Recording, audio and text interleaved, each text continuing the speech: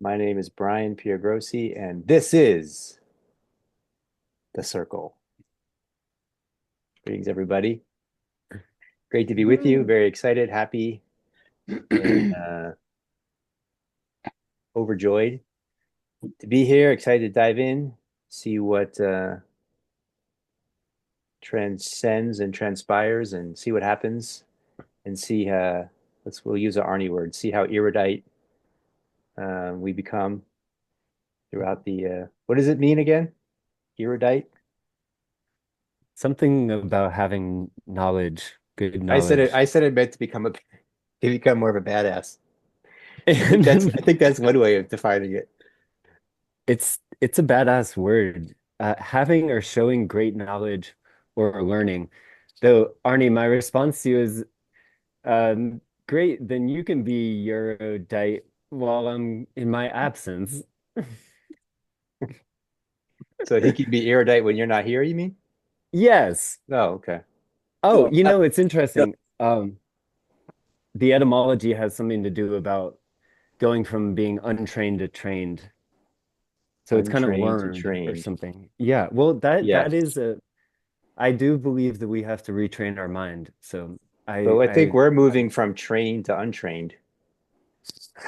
I think you do the untrained to So train to untrain. we're becoming We're less and training less in the untraining. we're I think becoming we're less and less erudite. I think we're You're tra- being trained. we're training in the tradition. Anyway, Hey, I think patreon.com, the big glow, if you'd like to support what we're doing here and keep it flowing. Venmo, the big glow at the big glow, TheBigglow. It was occurring to me that I was like, wow, there's no public events. I was in Florida and bouncing around and came back and it just sort of dawned on me that we have no public events. So now we do have public events. I'm very excited to announce that we'll have a 1 day retreat, April 5th, the Big Glow Retreat Spring Renewal at our place here. And excited to get together in person with everybody. These retreats, this will be our third one, I think. And the previous ones have sold out.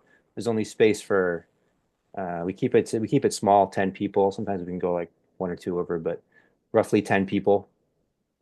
So so yeah, I'm excited about that. I have the link in the chat to register for that. I think I mentioned that's at our homestead here in Southwest Virginia. It'll be beautiful spring weather, um, and flowers should be popping in the field and in the mountains. mm, So looking forward to being with you for that. We also have a 3 day retreat about to finalize. We're going to do it in we do one a lot of times in September. So Christ Mount gave me two dates. So they have September 5th to September 7th available, or October 22nd to October 20, sorry, not October, August 22nd to August 24th. If it was August to October, that'd be a long retreat. But August 22nd to October, mm. it's in August, end of August. So, which if you have a preference on that, let me know because I'm going to tell them which one we want to.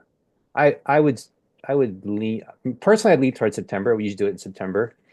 Um, so that would be my preference. But if anybody's like, oh my God, I absolutely want to come, but I can't make it that weekend, then we can look at the other option as well. Um, I started talking to Jeff about doing a breathwork retreat in Ohio. It's probably going to be in May, so that'll be something I'll be looking forward to. Nailing that down. There's um, there's a place in Fletcher, North Carolina called Generational Grounds. It's kind of like a new kind of church, and they invited us, Annie and I, to do a breathwork there. So excited about that. That should probably be the end of April. We'll get something happen in Asheville as well. I haven't progressed on that as of yet, but we'll get something happen in Asheville as well. So a breath work as well. There's space for personal coaching and couples coaching. Um, we have the men's mastermind. That's been awesome. Several of the guys from that are here now and usually here with us. So lots of ways to plug in. I really feel like I was sort of feeling into this group and the circle and what's the intention and just kind of coming back to those basics. And I feel like for me, like my purpose for living at this point is just to be of service, to support others, to help others in whatever way I'm able to.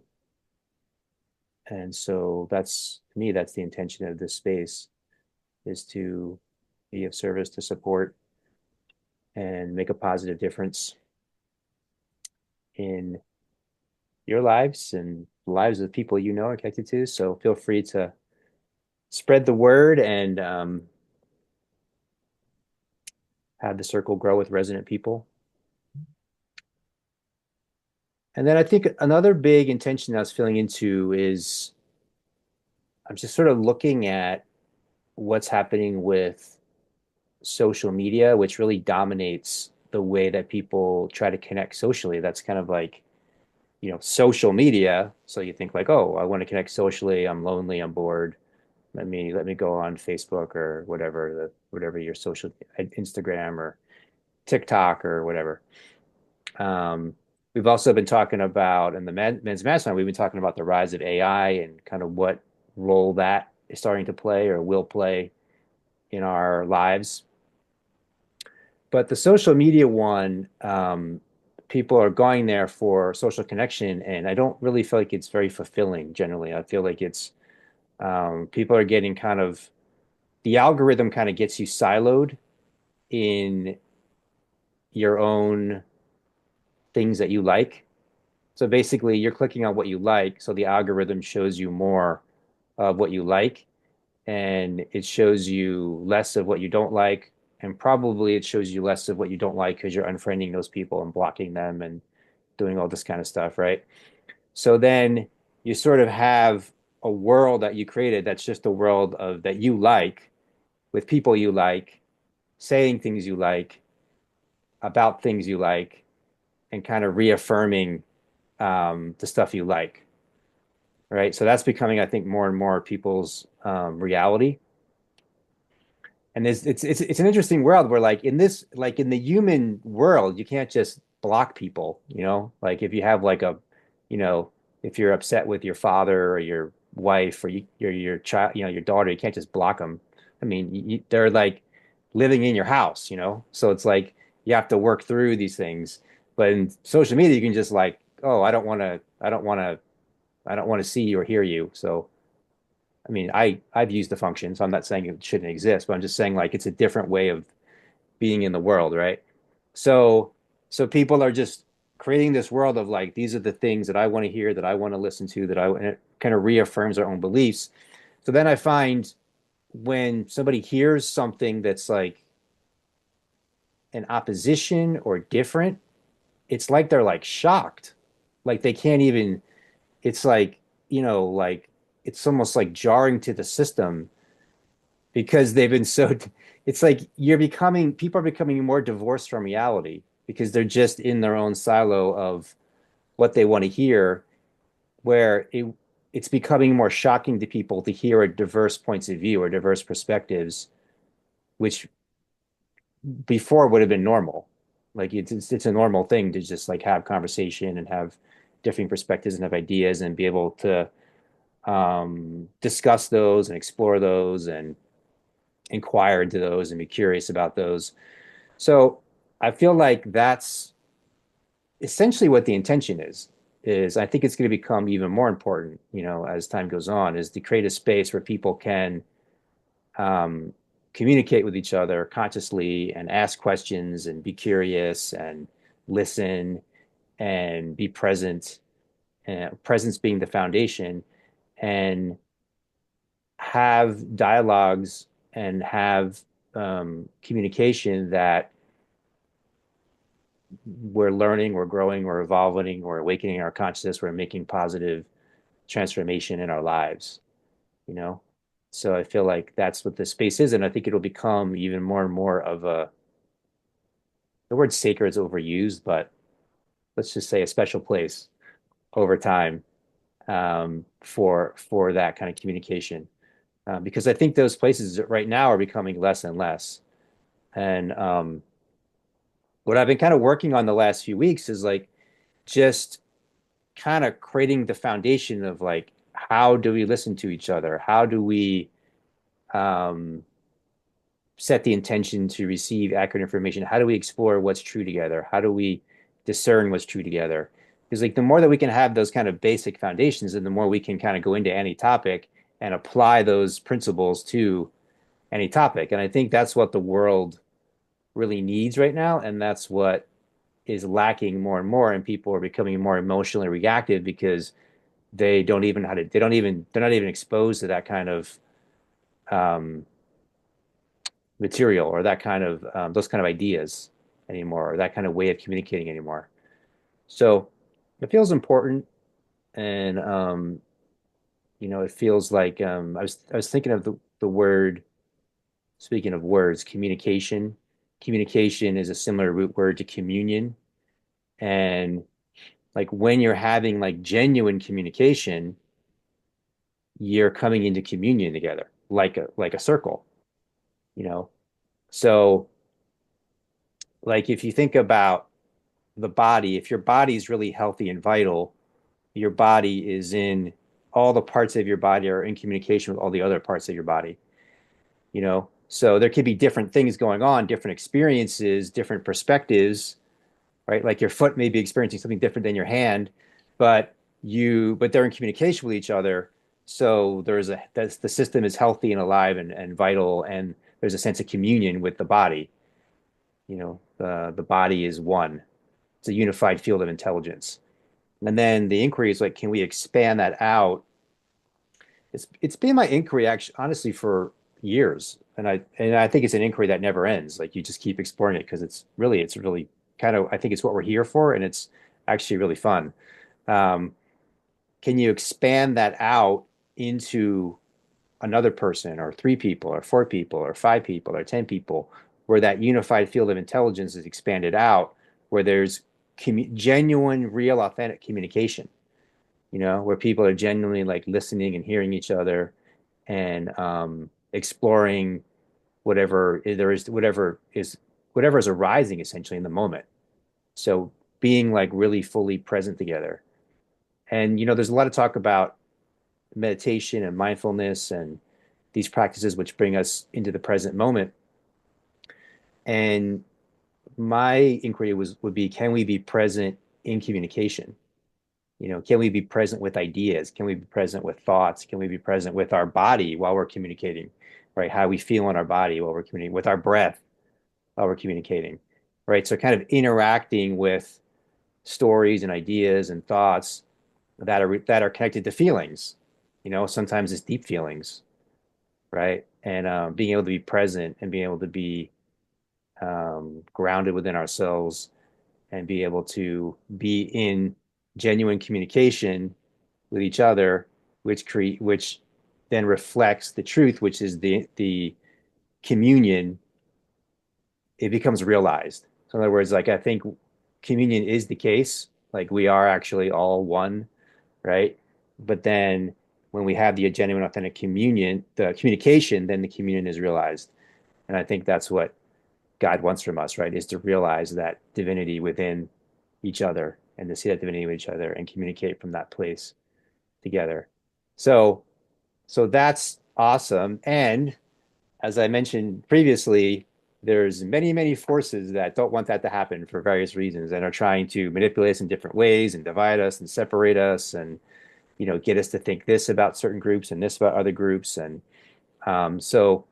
that's coming through the media. That's coming, we're being inundated with that every day. And even if we say like, okay, I'm turning off the media, well, most of the rest of humanity is listening to the media. So then we're exposed to them and getting it through them, you know?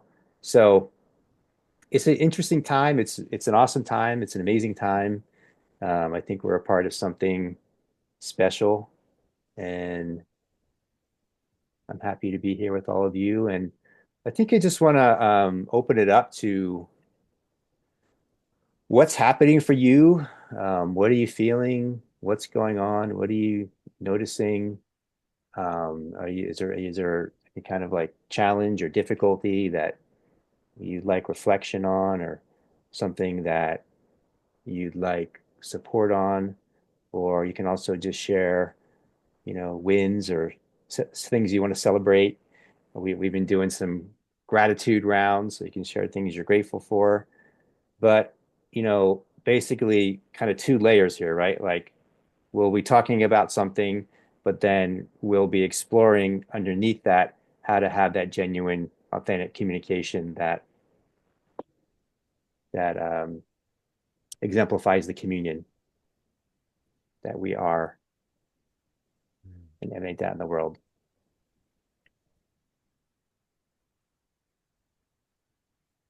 And then there's the feeling of love. The love, that's love, right? When there's this, from the sense of communion, there's love. And then there's a way of caring for each other that's strikingly different than when we're lost in the mind's sense of division and separation. It's pretty amazing actually when you get into that space together. It's like, you know, and I know I've been in that space with probably most of you in here at times. And it's like, wow, this is why we're alive. This is what it's all about, you know? Mm. Yeah, gratitude for that. I think when you're able to realize that I am another you and you are another me. Our good friend Bob Sima sings a song like that. Where is Bob Simon? We gotta get him in here. Yeah, for sure. That'd be great. Yeah, maybe next week, get him in here. But I think when you realize that, everybody's just on different levels and different versions and, different places and been exposed to different experiences and circumstances and situations that have made that version of you into that version of them.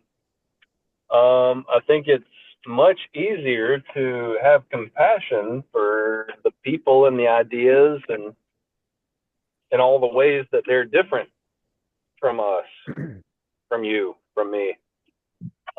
And from that place, you don't really have to let anything anybody does like disappoint you or frustrate you or make you angry. Really able to operate in this world from a whole nother like peaceful place, higher understanding, and just being able to accept, um, whatever your, if someone or something is difficult to handle for you, it's just a whole nother level of understanding and yeah, realizing. Is that coming through clear? That making good sense. So that's where I try to stay in. That's where I'm trying to. That's helped me a lot. Just coming to that realization. Yeah, it's a whole lot easier to walk through this world. Mm-hmm. Mm-hmm. I know I grew a lot by having children. And when I was a kid, my parents really tried to mold, they definitely wanted to mold me into what they were and how they thought. And and some of it was good, some of it not. And so when I had kids, I really wanted to make sure I allowed them to be who they wanted to be, because I had that struggle of finally trying to be who I wanted to be and not be just like my mom and dad. And my middle daughter is gay. And, I saw her try to fit in so hard with with uh, other girls, and it just didn't happen. And nobody had a clue really until she got into college. And but I had to be, I was kind of like her best friend all through high school because I just didn't want her to, I wanted her to be able to go to the movies and do this and do that. And So that was something where I had to learn, I didn't know much about how a gay person felt or anything. So I went to PFLAG meetings, parents and friends of gays and lesbians, and heard their stories directly from their mouth. And I kind of learned uh, to realize, to give people the benefit of the doubt, for how they felt and things like that. Um, that doesn't mean I'm like totally for having to turn ourselves inside out to accommodate other different people all the time. But anyway, just thought I'd throw that out there as something something where I was willing to hear, willing to listen, and I love my kids, I just want them to be happy, and so I thought that would be a safe thing to bring up. Hmm. Yeah, thanks for sharing. I think it's interesting, like one of the biggest causes of suffering, and it's so obvious, like, but it happens unconsciously, I guess, is trying to control other people. Mm. It's like it just doesn't work. It never has worked. It never will work. It can't happen. It won't happen. But human beings keep on trying to, Yeah. you know, especially family members. I mean, I think that's the probably the top relationship where people like kids, trying to control them. But I think, yeah, you create so much more peace inside and freedom inside, and I think genuine love when you stop trying to control the people because it's just can't doesn't work. Can't Yeah. control other people.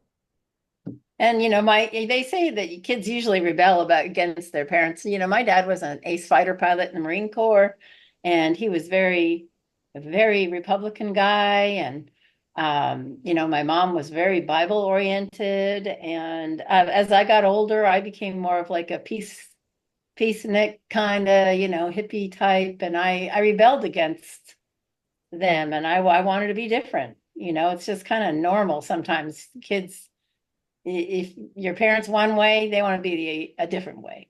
Hmm. But now lately, I've been finding myself kind of drifting back to what my uh, father originally taught me, and it's weird. At least I feel grateful that I can change my mind. Yep. I'm not stuck in any one thing. I am willing to listen and realize that it's not all black and white. Well, I think that's one of the things I really want to have this space for is because not only do we change as individuals, but the time changes, the culture changes, the society changes, so like the way you saw, like I see a lot of people just stuck in old maps of reality that aren't current. Yeah, Even a map of like 5 years ago was like not the way the world is now. yeah, Even the way even a map of yesterday is not the way the world is right now. Right? So you have to like continually just like, scrap the old map and make it according, have your map be as best as you can in reflection of the way, life is now and the world is now. And I think it's really valuable to be able to talk to people and be like, hey, yeah. what are you seeing? What are you noticing? And have a good network of people to communicate with to kind of get And a handle on like where are we now and have a map that's according to that in your mind. yeah, and I've never felt it was good to think a certain way just because your group thinks that. Group think, like just go with your group. I mean, the college I went to really stressed thinking, critical thinking, and to always you know, question everything. And I feel like that's so important, and to not have to be right. I feel like it's such a relief to not have to be right, to be willing to see another point of view. Mm. Jackie she raises her hand very politely. Yes, Jackie. It's so funny that you're talking about change because I had this really recent experience at work. I finished this enormous, like 3 year project. And as it got closer to the end, the leaders above me kept saying, well, how did we do it last time? And when they say last, so their actual last time was virtual during COVID. So their real last time, they're talking about 10 years ago. Hmm. And Robin, I'm right there with you. You know, us children of the hippie generation, the phrase "we've always done it this way," like those are fighting words. Like that is not in our conversation. We want to be forward thinking and going forward. So I got so tired of being bullied and bludgeoned with the how did we do it last time? I finally showed a slide, and what I do is it has to do with this called a magnet program. And I had a slide that literally said, you know, if the magnetic field of the earth moves, and it does, true north actually moves by hundreds of miles over a number of years. I said, we can change too. We are moving forward. I almost screamed it in a meeting. And I think I kind of made them mad, but they finally stopped saying, how did we do it last time? They about drove me completely nuts. Like, anyway, so because and I would think about it, and I'm like, that's the way they process the world. They learn by looking backwards instead of looking forwards. But I don't do that. I was probably always the oldest person in the room, but I don't live my life that way. I live my life looking backwards. So anyway, so just to Well, add, it kind of ties yeah. together. It's great to find new ways of doing things. I think sometimes you can learn from history. I mean, I learn from my mistakes and I learn from something I did before, but it doesn't mean you have to repeat trying the same thing again. It's really refreshing. As an artist, I'm always wanting to work outside of the box and find new ways to do things. I love where this conversation's going. Yeah, I mean, there is nothing that is static. Everything is in constant change. So we are in constant change. We're in constant movement continuously. And I think the more that we're able to realize that, um, and then put and let go of the resistance to that, because I think we have so much resistance to change. There's actually very deep reasons we can go into potentially, but I think we're resistant to change because we identify with something, some kind of static, your job or a relationship or, you know, um, whatever it is, like there's some kind of like, that's me, I work here. And who would I be without the job? Kind of a Byron Katie question, like who would I be without that belief? And it's like, it's like it feels like you're like dying because you're so attached and identified with these beliefs and all these things that make you who you are. But all these things are going to go, whatever you think is constant, it's not. Everything that we think is like, oh, it's always going to be here. It's not going to be here. It's going to be gone at some point. Even if it's in 500 years, it's still not going to last forever. Right. So everything is, and even the thing that's 500 years and the molecular level is moving and changing and having shifts. Um, so I think that's just so key to be mindful of, and Yeah. really just Yeah. like and it makes life so much more exciting and fun and interesting when it's like, what's happening right now? What's happening right now? What's Mhm. happening right now? Because it's different. It's continually different, continually different, continually different. I mean, I think like, you know, um, we're in a time of massive change, like culturally and socially. So sometimes change is slower and sometimes change is really rapid, right? So I think we're in a time of rapid change right now. Um, so it can feel really horrible if you want to hold on and cling on to um, something solid and static.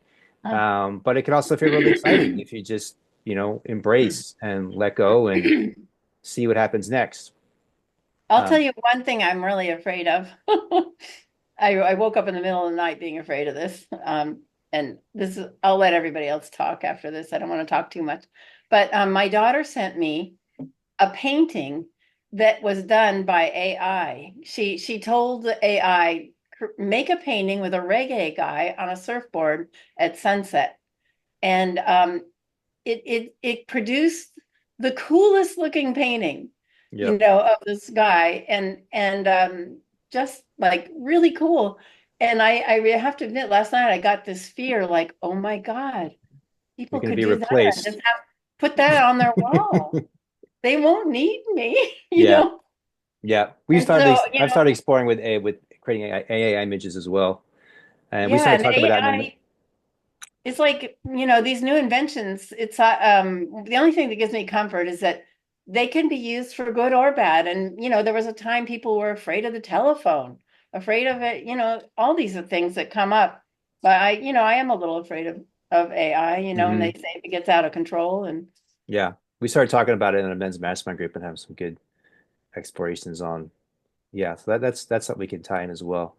I just wanted to make one other point because I'm having an interesting, oh, first I'll share a story because it's kind of funny.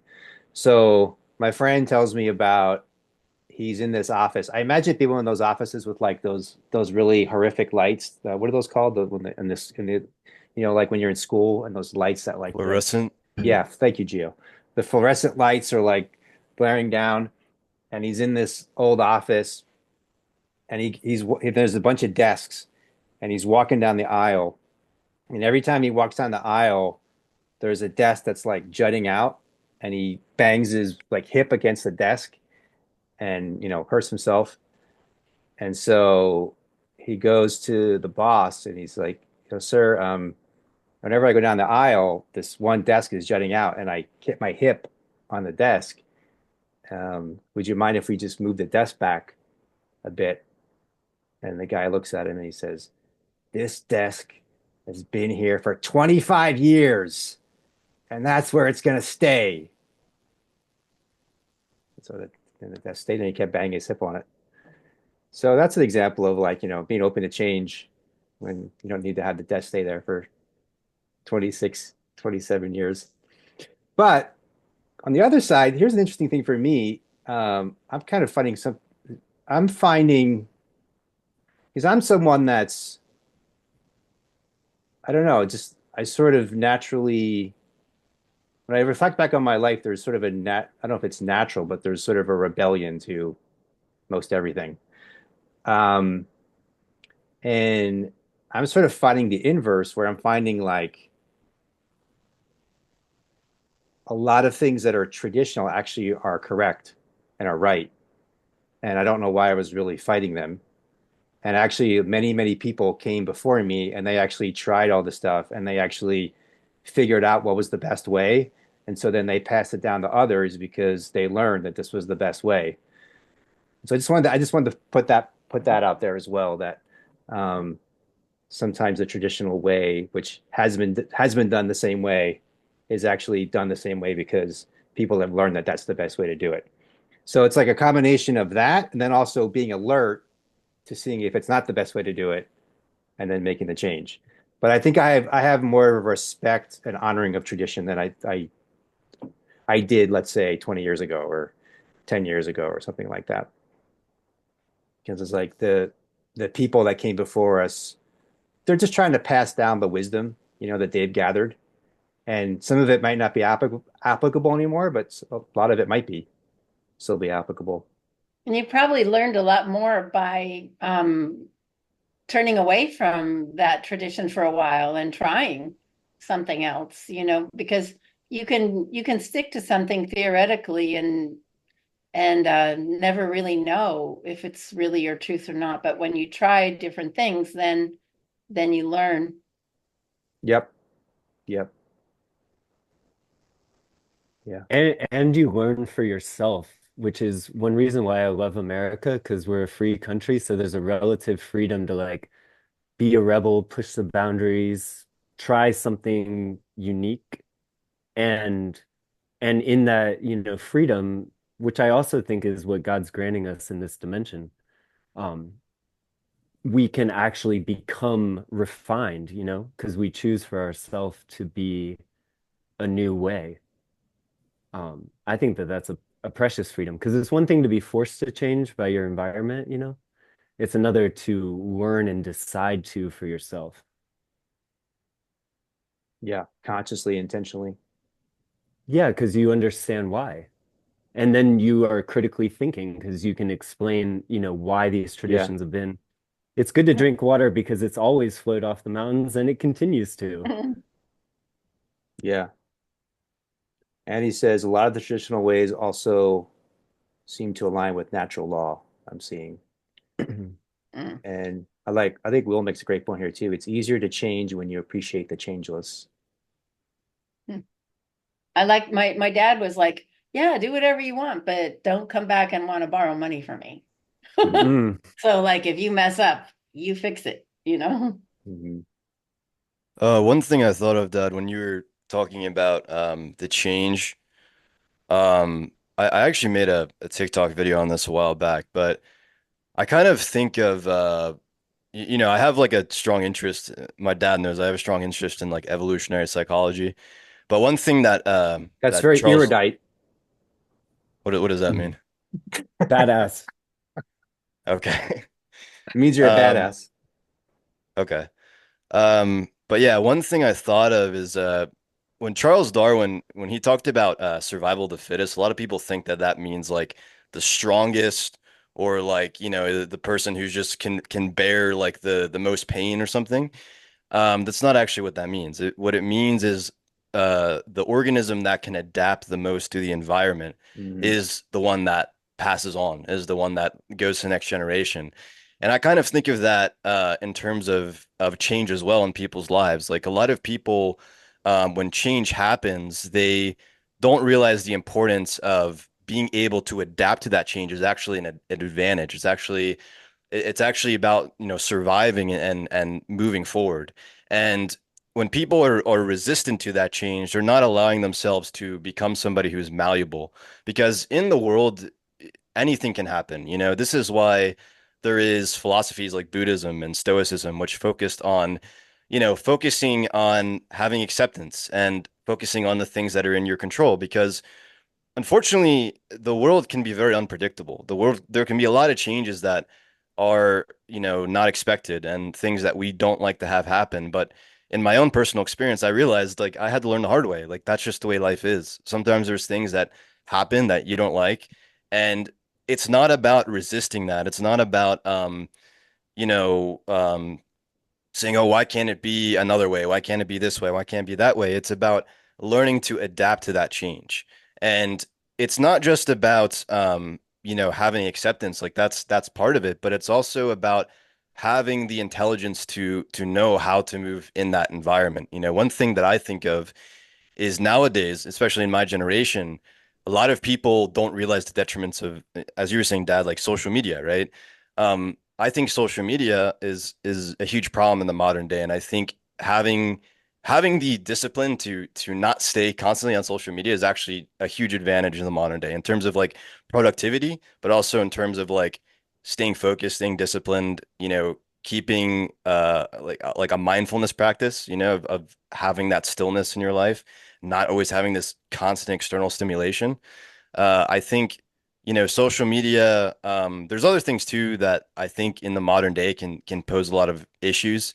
But that's why I think, a lot of people are, as you were talking about this traditionalism, it kind of reminds me, I feel like a lot of the traditional values that people have actually evolved over years and years of trial and error, of people realizing like what works in a small knit community. If we have values that are selfish and egotistical, how are we going to get along? If we have values that promote, selflessness and caring for other people and having self-discipline, not letting our desires overtake us and all these things, it leads to a harmonious society. It leads to a society where people get along, where people not only respect other people, but also respect their own bodies, their own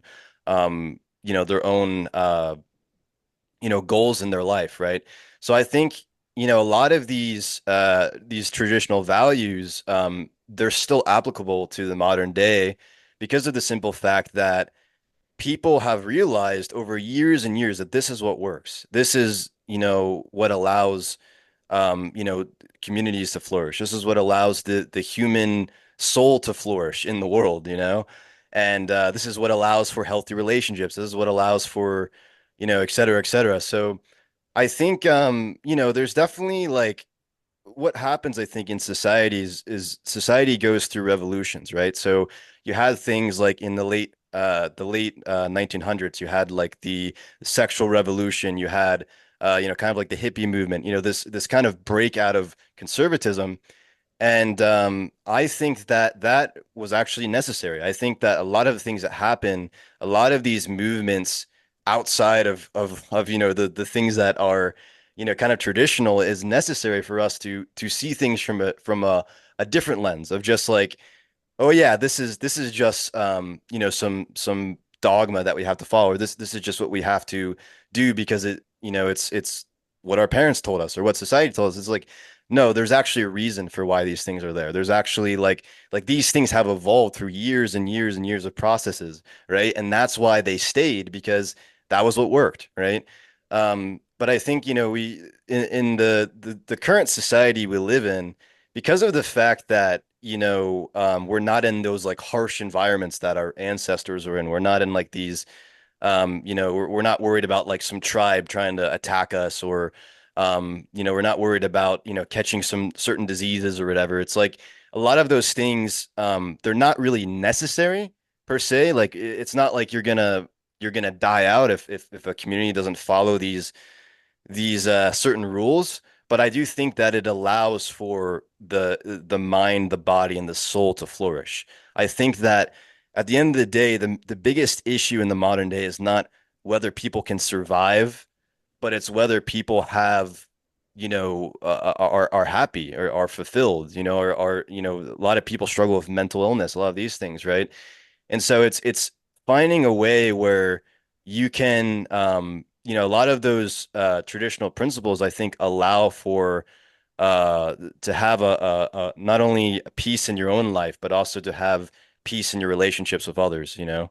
Yeah, and then Um, Gio, to balance it with the first part you're making, like then with balancing it with the adaptability, like the adaptability. One of the things I say a lot is flexibility is the greatest superpower right now, which mhm. relates to your point. Like I think that's a great point about Darwin. Evolution is actually adaptability. I think that totally resonates for me. And so because if you think that every moment life is changing, and if you're holding on to an old map of reality that's not adapting to the new moment, then you're not going to be able to thrive because you're not, So to me, that's a great way of articulating what to me the intention of this circle is. It's like being able to come together with other people, to be present together, and to have through conversation and communion, the most accurate map of reality as it's currently constructed, right? And then in doing that, then we can thrive. We can thrive physically, mentally, emotionally, spiritually, financially, work, in all these different areas of relationships, community, family, all these areas of our lives together.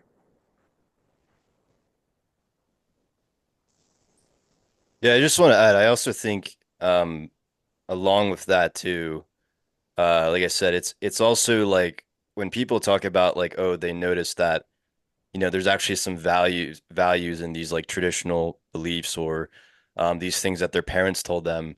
I think it's also looking at that as well to see that a lot of these things were also adaptations. Like they're not they didn't exist for no reason. They didn't exist to just annoy people, you know? Like I Yeah. think that's the problem is like when you grow up with stuff like your parents telling you stuff, you grow up in a certain culture, it's like, oh, it seems like all this stuff is for no reason. It seems like it's just there to make people mad or to, have control over people. But a lot of times, it's kind of like when you're younger, your parents tell you like don't do that, don't cross the street when there's a car coming or something. It's like when you're a kid, you don't really understand why your parents are telling you all this stuff. So you don't want to listen to them. But they're telling you for a good reason.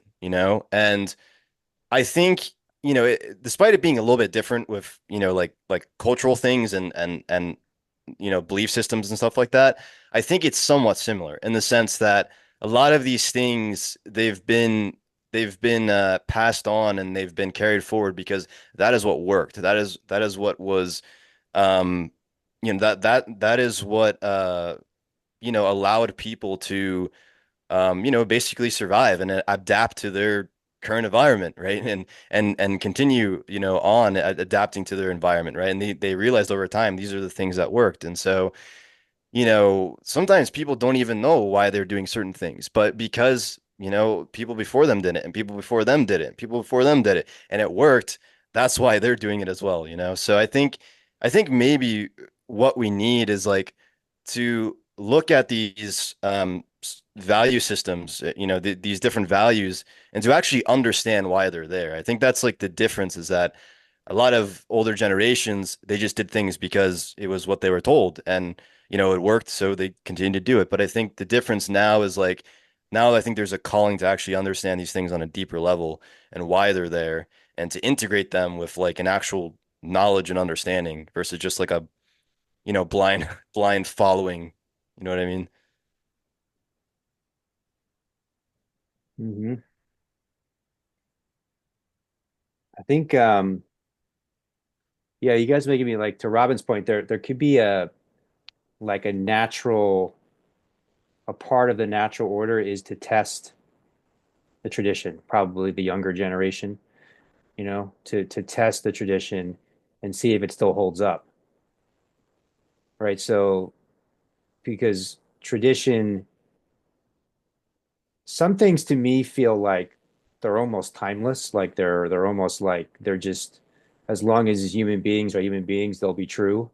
And then other things feel like they're temporary, right? And then, you know, the maybe there's a natural movement of like people that are called to test to see what's permanent, what's temporary, what's ready to change, what oh nope, that still works, that's still good, you know.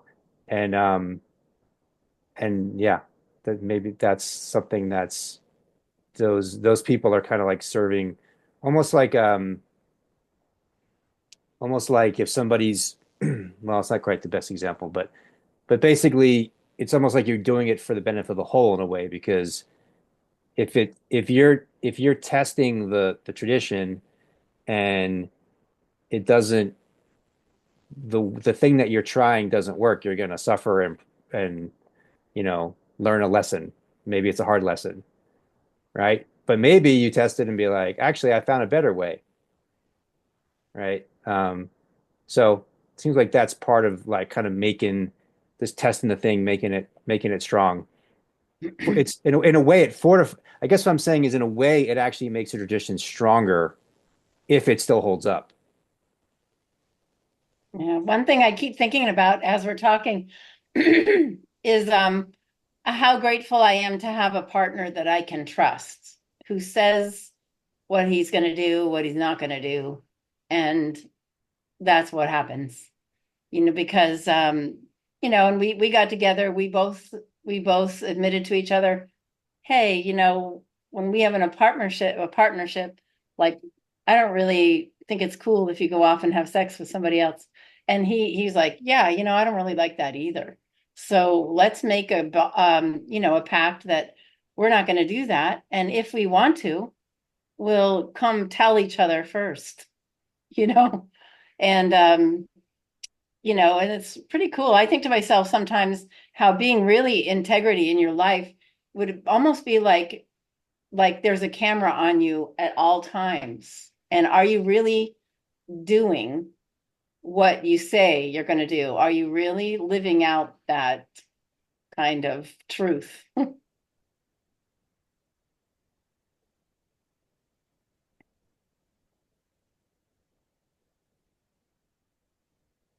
Will, you've been leaving some great insights in the comments you want to share verbally.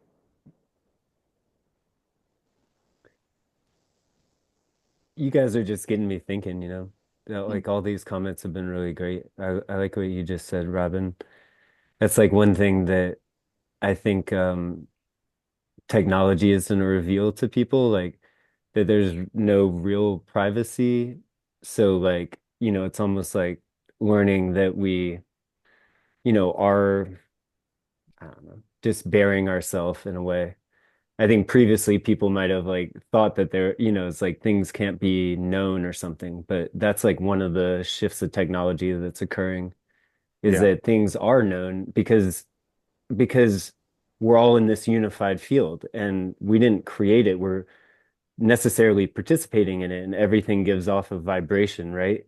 That's met by the field that we're all sharing. And yeah, so I think we're gonna learn that, that's like whatever people call like the spiritual records and the life review. And I think that that's wonderful information for humanity to be like digesting, and then becoming more integrous. And, I think part of like being a rebel is like learning that a part of us is rebellious, that a part of us would go off track or detour or whatever, just um push the edges and then necessarily have to like return. Maybe each of our lives like kind of mirror that journey in some manner. But um yeah, this whole conversation is rich. Like the idea of communication. I was taken back to where you started, Brian, in terms of if communication is communion, what are we all communicating to each other when we perceive each other and when we're, walking down the street and seeing somebody? And yeah, I really think a big part of this global shift is coming into a new sort of state of mind in terms of how we recognize each other and being able, like in a state of innocence, I see that I'm not creating myself, that I'm being created at the same moment with my environment.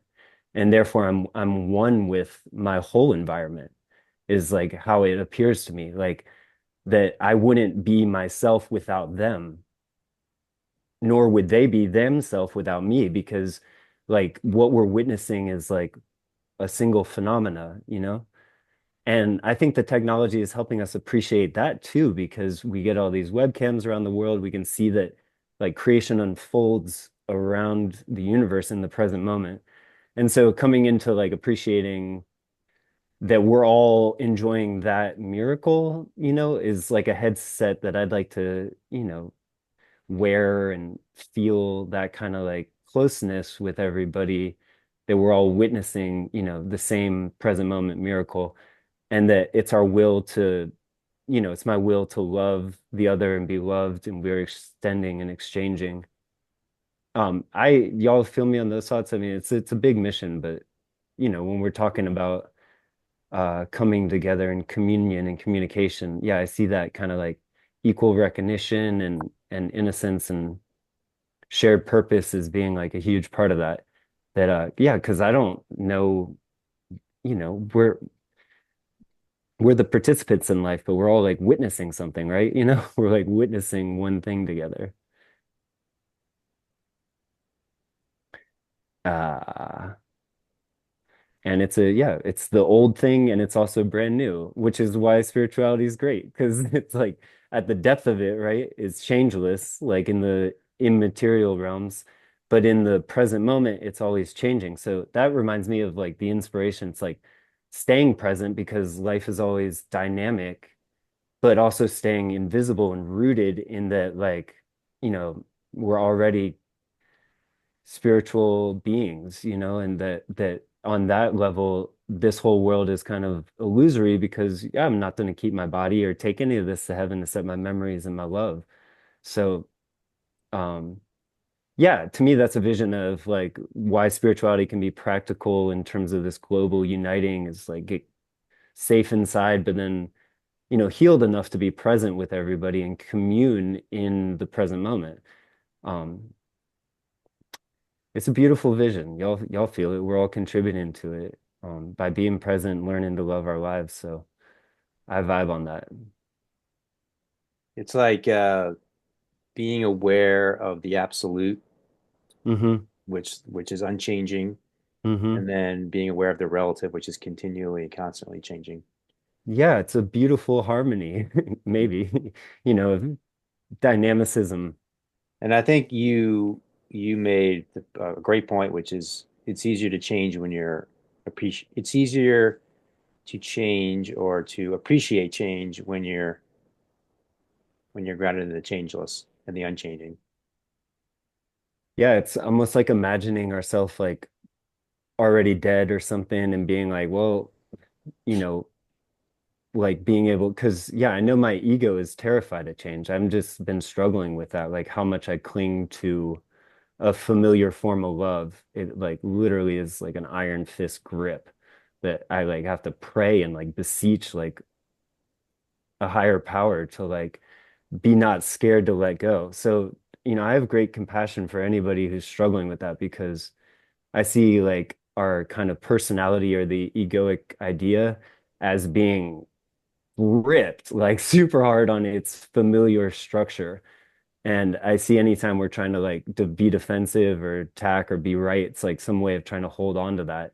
Whereas like that thing is, is like a worn out perspective.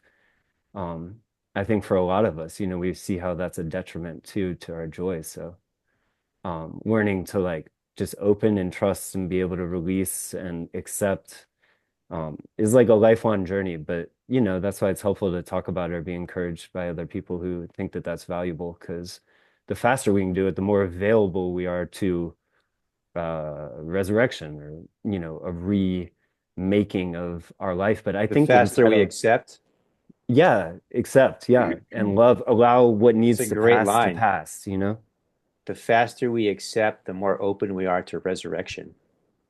Yeah, because I I love think that. each of us as a human has like the fear of death, inside of us. They like talk about like dying before you die, but like to me, that's the words are easy to say, but like the process for me is like, it's actually that. It feels See, like death because on some the levels. reason that's so powerful to me is people think it's the opposite.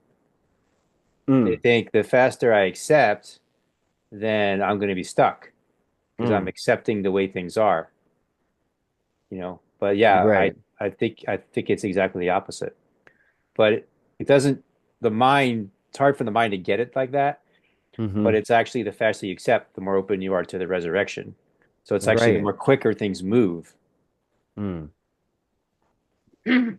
I heard somebody say once that dying is easy, it's being born that's really tough. Mm.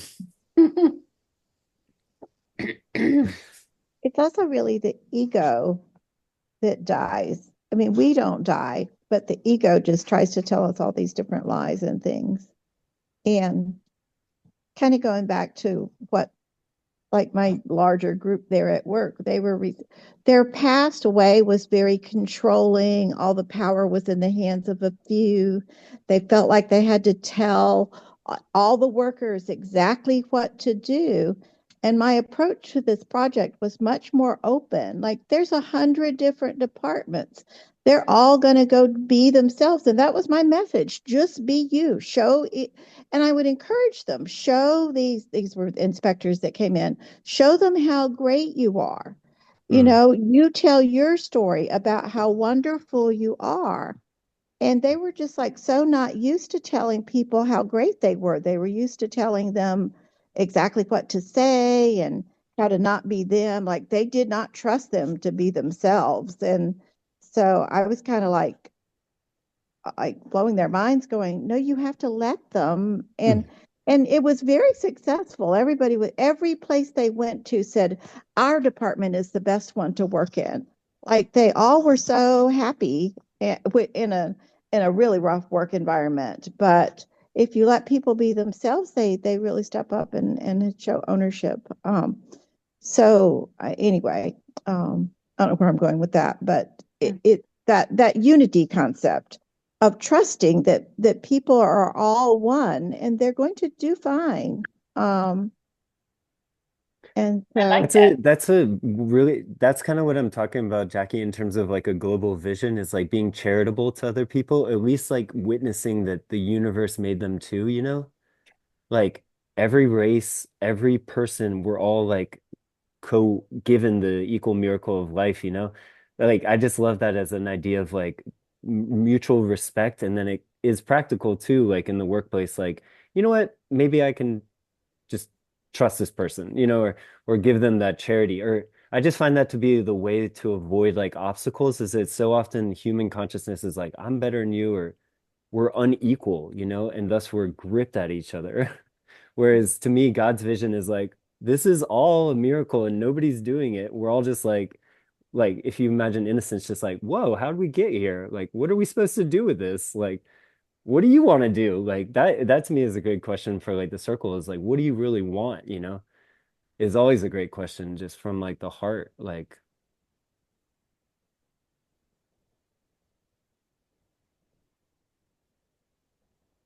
It's like Jacob mentioned something about people getting together, and it made me have this picture of, well, what if when we got together, we just said, well, guess what part of humanity I experience? Like instead of what's happened to me, Mm. what you see? What part Mm-hmm. did you witness? Like we're all witnesses to one Mm-hmm. humanity Mm-hmm. instead of life is happening to me, Mm-hmm. out to Right. execute me every week. Um, I, like, I I I love that, but there's a problem, which is that I think that's the way it's supposed to be. But I think this goes back to what I was saying earlier, where people are they're like stuck in a map of a year ago or a month ago or 5 years ago. And so they're not telling you what they see because they're not seeing anything. They're stuck in a loop from the past. And so I think that's the challenge is to break free from anything that's from the past that's holding us and to be able to really see clearly in the moment. And then we can have, yeah, then it's the dynamic quality of like your perspective of the moment's going to be a little different than my perspective. So let's talk. It's so fun to talk and like share the perspectives, and then our perspective widens, you know? And I think that's what we're longing for in communication. But then if you're talking to somebody, and I'm sure you could relate to this experience, when you've talked to somebody and you're like, they're not even like, they're in something that's like not present in the here and now, you know? So it's not enjoyable to talk to somebody like that because they're not broadening your perspective. They're not sharing their genuine perspective in the moment because they're not in the moment. It's like it's almost like you're talking to someone. It's almost like you're talking, but the other person's well, I guess to put it simply, they're not present, right? They're in the past, and so then they're giving you essentially not necessarily intentionally, though that's a different thing that happens too. But this is like not intentionally. They're giving you inaccurate information, or they're giving you a faulty perspective because they're stuck in something from the past. That reminds me of Byron Katie's work where you ask, but is that really true? Yeah. Mm. Is that really true? You know what's sweet though is like when people, because I know sometimes my mind, I get stuck in the past. Like when people are loving to me, we can almost draw each other into the present, you know, by reminding each other that like the greater part of our collective being does exist in the present, because this is where our body is, you know? It's like our mind can fantasize, but like that's truly like our own world. Like this body world is the world we share together in terms of being present, like re-acknowledging what is unchanging and like what we share. Because to me, those qualities of like the present moment and sharing are like closer to heaven, you know, and those are the places, the qualities we can expand before we go back to heaven, which, is not far from now, because this is not, a permanent experience. I just love that way of thinking, like, I don't know, in terms of the charity we can provide each other, because my need to be present is also theirs and theirs is mine. It's a global project to bring all the minds back to the present where God is, and I think our greatest joy and power, because the past is past. I mean, it's like a fantasy, and the future is a projection. So there's so much power in that to me. In terms of really communicating and then communicating what we share, like dancing with somebody, that's a lot of communication. Or if we were all if Jackie was to lead us in an a cappella song or something, we could Yeah, sing together. beautiful. And I think dancing is a great metaphor. It's a metaphor I've used a lot. So you could think of that metaphor for the ideal way to communicate, Mm, where it's like a dance, where you requires like full presence, and full listening and full attentiveness. And then you only know where to go next based on, the move of your partner or partners. mm. And also it's fun.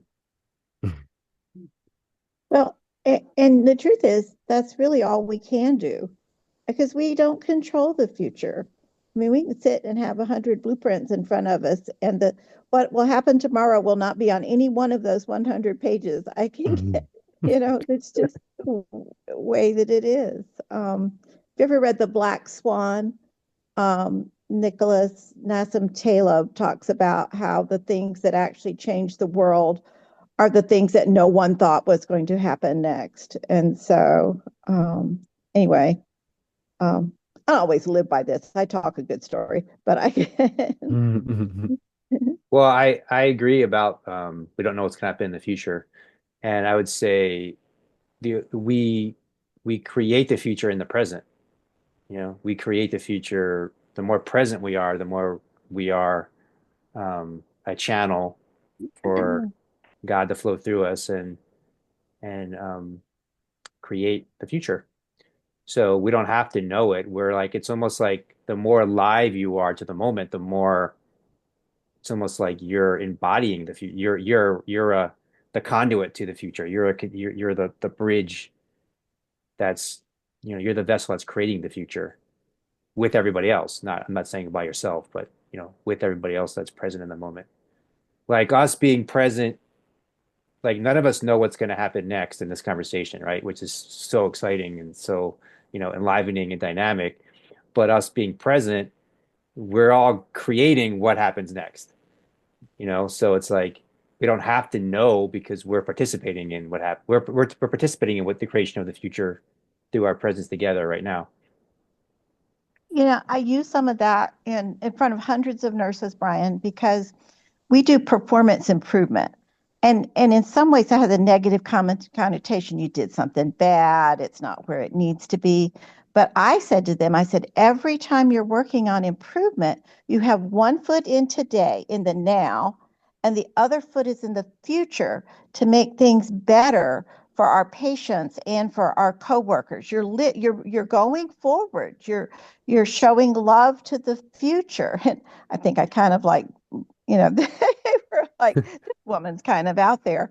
But it's true. If you're working on a project to make things better, you're living in the now to make the future better.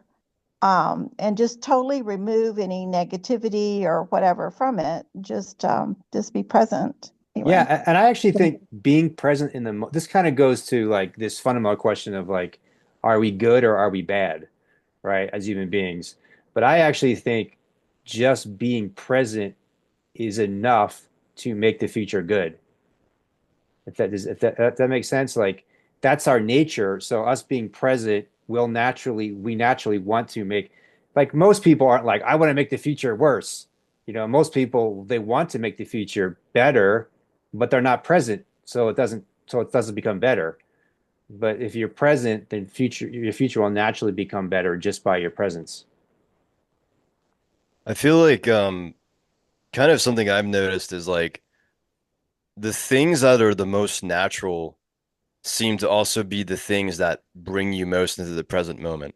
Like for example, for me, um, things that I find very like nature, for example. Like today I was walking and it was snowing, because there's a lot of snow in Pittsburgh. I was Mhm. walking and I was like seeing the birds and everything, and like I never noticed how in the winter the birds that are out are actually like the most colorful birds, like the blue jays and the cardinals and all these things. And like I was just looking around and I was like, man, like life is just beautiful. Like I actually got emotional. I was like, life is just gorgeous and we don't even notice it. Like we're not even aware. Like I'm the only person. Well, there was like one other guy who was walking on that trail, but I'm like I just see all this beauty, and it's like our civilization, like our society is so caught in like needing to get everything done, needing to like, create new industries and like do all these things and like, conquer new planets and stuff. Like people are already worried about like, when are we going to Mars and stuff? But it's like we haven't even like realized the beauty of our own planet, the beauty of being in the present moment, the beauty, the healing that comes from being in that present moment, because even in therapy they have CBT therapy, which is basically about like just being present, realizing your five senses. That's actually like one of the most effective forms of therapy is literally just being present, right? So it's kind of like it reminds me of this Lao Tzu quote where he says, if you live in the future, you have anxiety. If you live in the past, you have depression. If you live in the moment in the present, you have peace.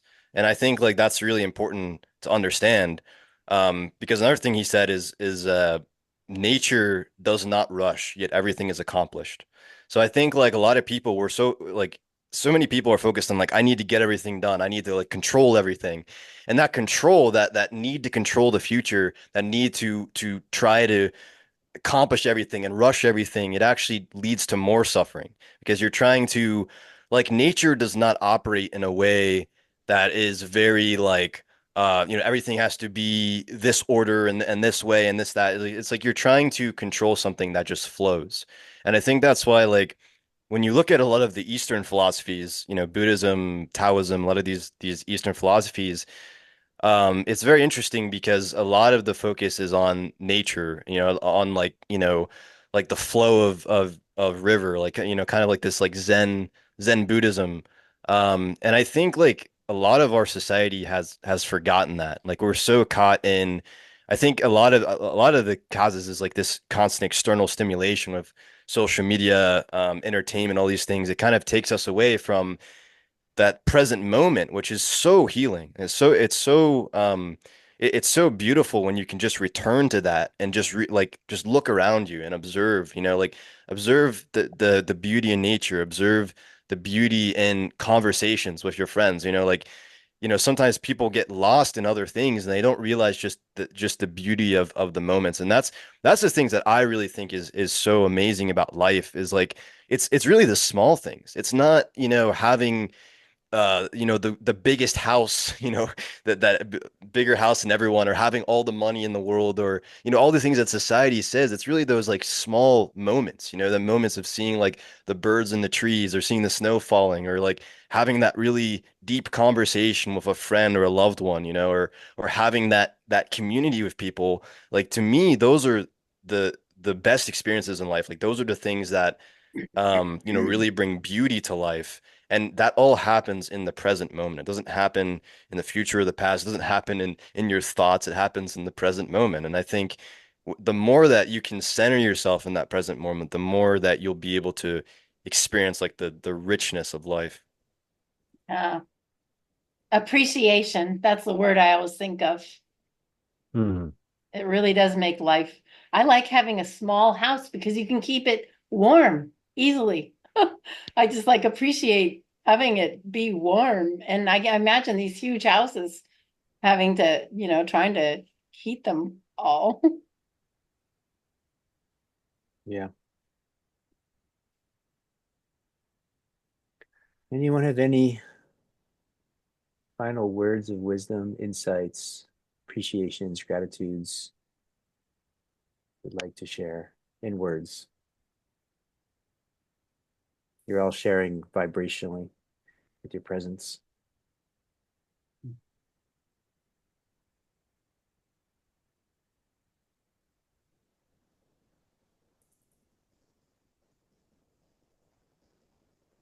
Well, I'm really grateful for sharing this space. I feel like I said, I think it's a special little, not a, what would you call it, Will? It's not a place, it's not a geographic place, but it's a, Oh, it's a heart-centered and collective heart. like, vibrational something, vibrational erudite space that we're in Hmm. together. So anyway, so much love and appreciation for all of you. Let's just frequency, Jackie says. Yeah, that could work. Frequency. Let's take the energy that opened up here and share it with whoever we come in contact the rest of the evening, the rest of the week, and see you next week. Okay. Have a great week. Have Be a great week, Robin. everybody. Ciao. Bye. Free.